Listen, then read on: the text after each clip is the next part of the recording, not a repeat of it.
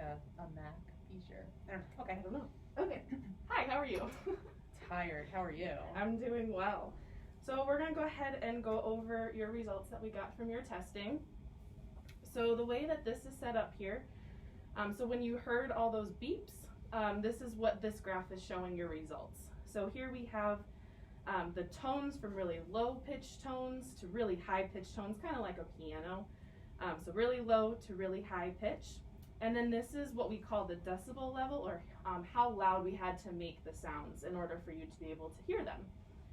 So what this is kind of showing us is that as we have to make the beeps pretty loud for you to be able to hear them. So we're kind of seeing, if you see this gray area here, that is what we kind of look at for cochlear implant candidacy. So you are falling pretty well within those lines there. And then we went ahead and did a test the word test, or the sentence test. And so in your right ear with your hearing aids in, you got 23%. Wow. Which is that's not too good. Which means that a cochlear implant, we're looking for it to be less than 50%. And so that is where you're at with that. And in your left ear, you did better. You got 49%. And so we consider that your better ear, and we want that to be lower than 60%. And you fall within that range as well.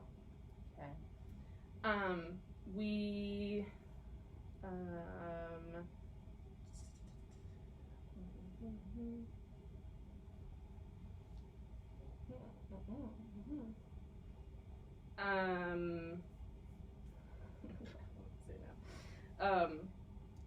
So I'm really not doing really well. With your hearing aids, not too well, no. So then, do I need to get new hearing aids? So you could get new hearing aids, but I don't know that they're gonna help benefit you as much as maybe a cochlear implant might. So your hearing aid, what that does is it goes into your ear. So it looks at the whole ear itself. So your outer ear to your middle ear and all the way into your inner ear. But with your cochlear implant, it bypasses and misses the outer ear and the middle ear and goes directly into your inner ear. So that the sound is processed directly and not going through multiple steps. I think you lost me. Okay. So let's use this. Perfect. Okay, so here's your outer ear. And so when you have a hearing aid, you put that on here, and it goes into your ear here. Right. And it goes all the way through into here in your inner ear, which is all the way in here.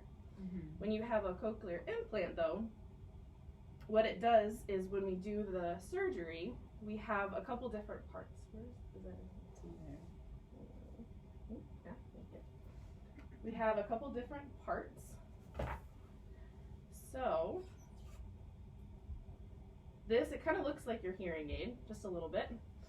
So we're gonna put that on here. There we go. Oh my goodness.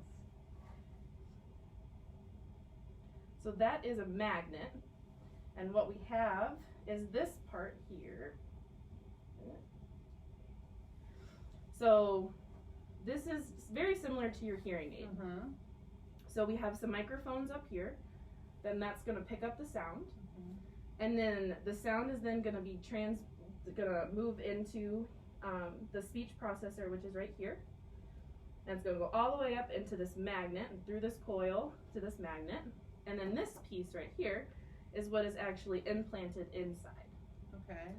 And so we have another magnet here that's inside, so the sound's then going to go to this magnet, and then we have a receiver to kind of process that sound, and then it's going to go all the way through these wires here that are then inside of this little seashell looking thing that we call the cochlea inside your ear. And so that's where your sound is really processed, and you have these little hair cells in there. And so this little electrode is going to help with that sound in those hair cells. And then once that sound is done in the cochlea, then it's going to go to your hearing nerve. Mhm. And then that hearing nerve is then going to send the sound all the way up to your brain so you're able to hear it. Wow. It's a very complicated process.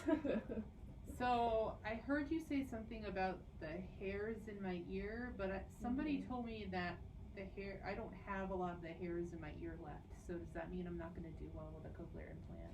No, so when your hearing kind of goes away, those hair cells kind of what we call degenerate, and so they kind of, that's a big word to use. So those hair cells, they kind of die off a little bit. Okay. But what this electrode does is it kind of acts as like another kind of acts as those hair cells to be able to help process that sound more. Okay. Does that make a little bit more sense? So I don't have a magnet in my head then. So the magnet, so this magnet here Uh-huh. is right here, so you can kind of see it in there. It's like right at the skull. So that's what's actually implanted into your ear when we do the surgery. So tell me a little bit about the surgery. So how does it get in there, and do I have to be in the hospital a long time? No, so it's a pretty quick procedure. Usually it's probably about an hour or so. Okay. And so what the surgeon does is takes the kind of pulls back the skin just a little bit and makes a little drill, drills inside just a little bit so that these electrodes are then able to meet all the way down into the cochlea where it's going to go. So it's a really easy, pretty simple procedure. Still a surgery, but he makes some drills and some holes in there to be able to get those wires into where they need to go inside your cochlea, or that spiral looking thing. And you don't need to be in the surgery or the hospital long at all. And then so after surgery, you have some post-op with your doctor, and then after you have your post-op, then you're able to come in back to us, and we can activate your cochlear implant so that that's all getting ready so you can your brain can start to learn to hear those words and those sounds again. And then after that, we see you a week after, and then we see you 3 months after, and then 6 months later, and then a year later, and then we'll see you yearly after that, and we can make any program changes.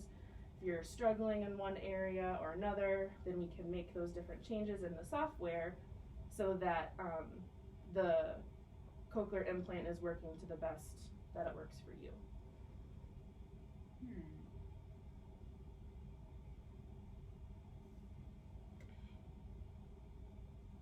It's actually a little bit smaller than I thought it would be. It's very small. And it kind of looks like, so we have a hearing aid here, so yeah. It's not as small as like this hearing aid is, but it's definitely small, and you can't really tell that it's there, which is nice for some people that really like that. So how much improvement do you think I'll get with a cochlear implant? I think you would be able to do much better. So right now, like I said, you're in a quiet scenario, you're at 23% and at 49%. A cochlear implant's not going to restore your hearing, but it's definitely going to help you do better. But it's going to take just a little bit of time. It seems like you've been dealing with your hearing loss for a little while. You've had hearing aids for quite a while, so your brain hasn't heard a lot of these sounds in a couple of years. So it's going to take a little while for your brain to relearn it, and so it's going to take a little bit of time. But you should do better with your cochlear implant than with your hearing aids right now. And then, how much does a cochlear implant cost?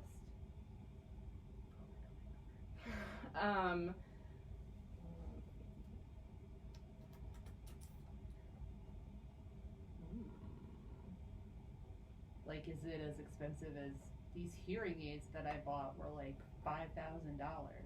It is more than your hearing aids are now, because it is a surgery and there's a little bit more, since it is a surgery, it's going to cost more. I think it's $10,000. I don't remember. I'm blanking on that. That's okay. So if I wanna, I mean, I don't have to decide today, right? But I'm kind of interested in learning more. So what do I need to do next? So the next step is we work with a doctor down in Denver, Dr. Kelsall. Okay.